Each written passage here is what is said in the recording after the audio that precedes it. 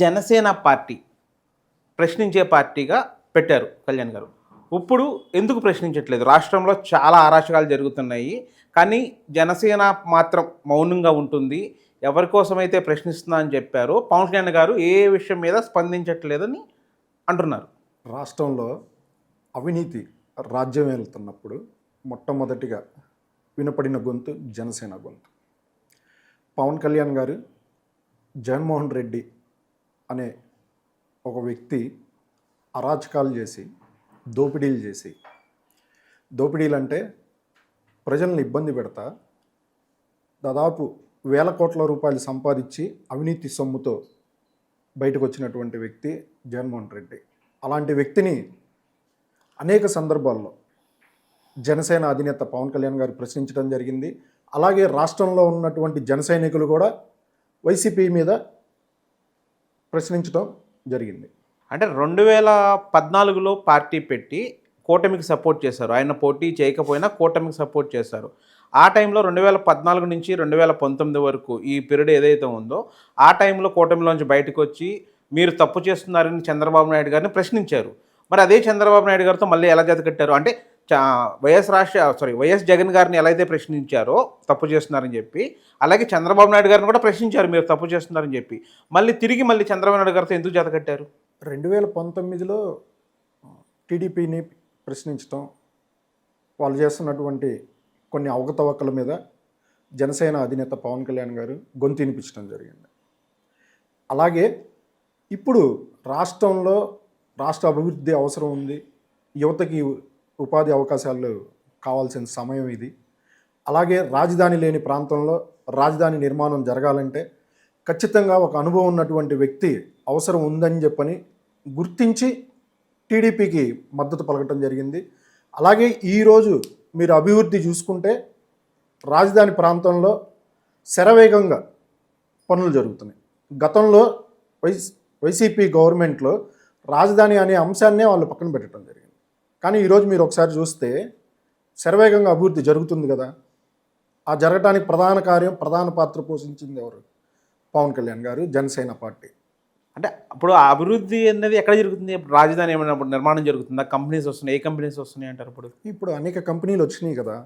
అలాగే రోడ్లు గతంలో చూస్తే మనం గజానికి ఒక గుంత ఉండేది. అసలు ప్రయాణికులు ప్రయాణం చేయడమే కష్టమైనటువంటి పరిస్థితులు ఉన్నటువంటి పరిస్థితి. ఈరోజు మీరు చూడండి, బయటకు వచ్చి రోడ్లు ఎలా ఉన్నాయి.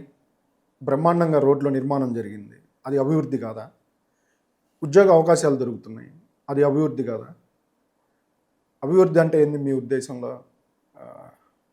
మందు రేటు తగ్గించడం, అమ్మఒడి ఇచ్చి ముందుకు బానిసలను చేయటం, అదేనా అభివృద్ధి అంటే? అలాంటిది కాదు కదా. అక్కడ అమ్మఒడి ఇచ్చారు, ముందుకి చేశారన్నారు. ఇక్కడ కనీసం అమ్మఒడి కూడా లేదు కదా. ఎందుకు లేదు? ఇప్పుడు కూటమి ప్రభుత్వం, అది తెలుగుదేశం హామీలని చెప్పలేం, కూటమి ప్రభుత్వం సూపర్ 6 అని చెప్పారు. ఆ సూపర్ 6లో ఎన్ని అమలైనాయి ఇప్పటి వరకు? ఇప్పుడు అన్నీ అమలైనాయి కదా. ఒక ఉచిత బస్సు తప్ప ఇంకేమీ అమలు అవ్వలేదు. అమ్మఒడి వచ్చింది కదా, లాస్ట్ ఇయర్ వచ్చింది. రేపు రెండో విడతగా 15, 16, 17 తేదీల్లో అమ్మఒడి రిలీజ్ ఉంది. అంటే ఆల్మోస్ట్ 2.5 సంవత్సరాలు 3 సంవత్సరాలు అయిపోయిన తర్వాత ఒక్కసారి ఇచ్చారు ఇప్పటి వరకు. ఇది రెండో విడతే కదా. రాష్ట్రంలో జగన్మోహన్ రెడ్డి పరిపాలనలో అవినీతి జరిగింది భయంకరంగా. ఆ అవినీతిని పూడ్చుకుంటా ఒకవైపు అభివృద్ధి చేసుకుంటా రోడ్ల నిర్మాణం, అలాగే రాజధాని నిర్మాణం ఇవన్నీ జరుగుతా సంక్షేమం కూడా చేయాలనేది కూటమి పాలసీ. ఆ పాలసీకి అనుకూలంగానే అన్నీ జరుగుతూ వస్తున్నాయి కదా ముందుకి. అంటే పవన్ కళ్యాణ్ గారి లక్ష్యం జగన్మోహన్ రెడ్డి గారిని ఓడించి చంద్రబాబు గారిని సీఎం చేయడం, అది నా ఆయన లక్ష్యం. పవన్ కళ్యాణ్ గారి లక్ష్యం ఆంధ్రప్రదేశ్ ప్రజలు అభివృద్ధి వైపు నడవాలి, యువతకి ఉద్యోగాలు రావాలి, రైతుకి భరోసా కలగాలనే సంకల్పంతో ముందుకెళ్తున్నటువంటి వ్యక్తి జనసేన అధినేత పవన్ కళ్యాణ్ గారు. ఈ 2.5 ఏళ్ళలో ఎన్నిసార్లు రైతు భరోసా ఇచ్చారు? ఇచ్చారు కదా రైతు భరోసా. లాస్ట్ టైం కూడా ఇచ్చారు, మొన్న కూడా వచ్చినాయి కదా.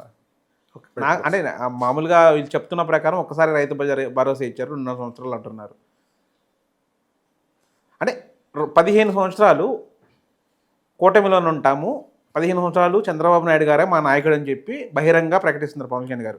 అంటే 15 సంవత్సరాల వరకు నేను ముఖ్యమంత్రి అవను అని చెప్పేస్తున్నారా డైరెక్ట్గానే? ఖచ్చితంగా 2029లో ఖచ్చితంగా జనసేన అధినేత పవన్ కళ్యాణ్ గారు ముఖ్యమంత్రి అవుతారు. ఎలా కూటమిలో అవుతారా? కాపుల చిరకాల కోరిక పవన్ కళ్యాణ్ గారు ముఖ్యమంత్రి అవ్వాలనేదే కాపుల కోరిక. అదేవిధంగా 2029కి ముందే జనసేన అధినేత పవన్ కళ్యాణ్ గారిని కూటమి ప్రభుత్వం ఖచ్చితంగా ముఖ్యమంత్రి స్థానంలో కూర్చోబెడుతుందని చెప్పని మేమైతే చెప్తున్నాం. కాపుల చిరకాల కోరిక అన్నారు. ఎలక్షన్కి ముందు ఆయన ప్రతి మీటింగ్లో కూడా పవన్ కళ్యాణ్ గారు కాపులు పెద్దన్న పాత్ర పోషించాలి, కాపులు పెద్దన్న పాత్ర పోషించాలి అన్నారు. ఇప్పుడు గెలిచిన తర్వాత ఉప ముఖ్యమంత్రి అయిన తర్వాత కులాలు నాకు అంటకట్టకండి, నేను ఏ కులానికి చెందినవాడిని కాదు, కాపులతో నాకు సంబంధం లేదన్నట్టు మాట్లాడుతున్నారు. దీన్ని ఏ విధంగా తీసుకోవాలంటారు? ఇక్కడ కూడా పవన్ కళ్యాణ్ గారు కాపులతో సంబంధం లేదని చెప్పలేదు. ఒకటి ఏంటంటే మనం పొలిటికల్ సినారియోలో ముందుకెళ్తున్నప్పుడు మన కులం ఎప్పుడు మనకు అండగానే ఉంటుంది. కానీ ఇతర కులాలను కూడా కలుపుకొని వెళ్ళే విధానమే కదా జనసేన విధానం.